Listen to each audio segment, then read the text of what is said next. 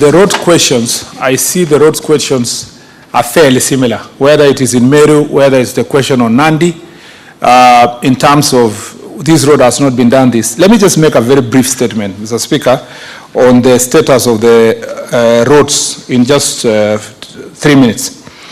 Mr. Speaker, first, I noticed that 5 of the 8 questions touch on road infrastructure, and I think it reflects the importance of the importance and that the distinguished members of this House assigned to this sector, which is a key enabler insofar as development is concerned. Given the high level of interest in the performance of this sector, which also has been witnessed first and during 28 consultative meetings between the Ministry and National Assembly and Senate members from different counties, including their speakers, let me give you a global figure overview of the status of the roads. My ministry wishes to bring to the attention of this Senate 2 subjects. The first concerns road construction. Regarding the road construction, the development vote for the National Government Exchequer made available to support road projects in this financial year was 63 billion. While this allocation is a significant amount and the ministry will diligently ensure that the money is used very well, it is notable that the pending bill on various projects as at 31st December 2023 is 163 billion and 162.4 billion. It may be seen that with the budget allocation of at 38% of the pending bills before taking into account the certified value of new works to be undertaken in the course of the year, the project are significantly under-resourced at the moment. The consequence of the road projects funding gap will have been well noted by members of this House, who in their role as representatives of the people should be duly informed of the status of the road projects in their respective regions. Most projects funded under the development vote are progressing much slower than they ought to be. And if we go at this rate, Mr. Speaker, we will complete those roads in 15 years. That is serious.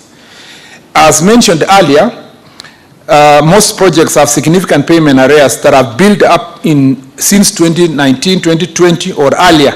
And hence, even when partial payments are made, construction does not resume immediately.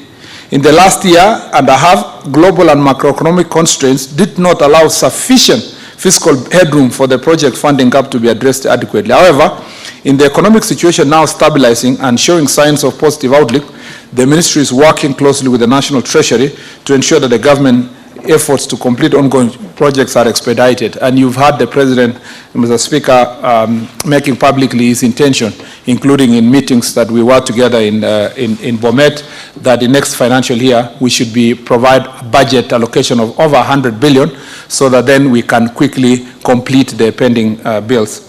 The second issue is road maintenance.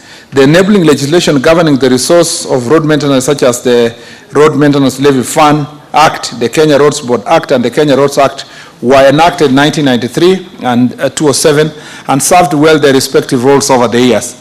However, in the time since these pieces of legislation came into force, the government has strongly prioritized and upgrading to bitumen standards of rural roads that are largely under the purview of Kenya Rural Roads Authority.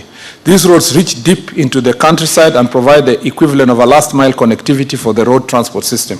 The challenge is that the resources for maintaining paved rural roads are not adequately provided for in the current allocation of road maintenance funds. In fact, it is an understatement to say not adequately provided for.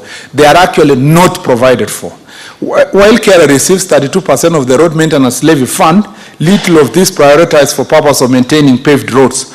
While making this observation, allow me to know that my ministry continues to appreciate the good work done on unpaved roads with the guidance of the Constituency Roads Committee, a participatory and responsive mechanism that ensures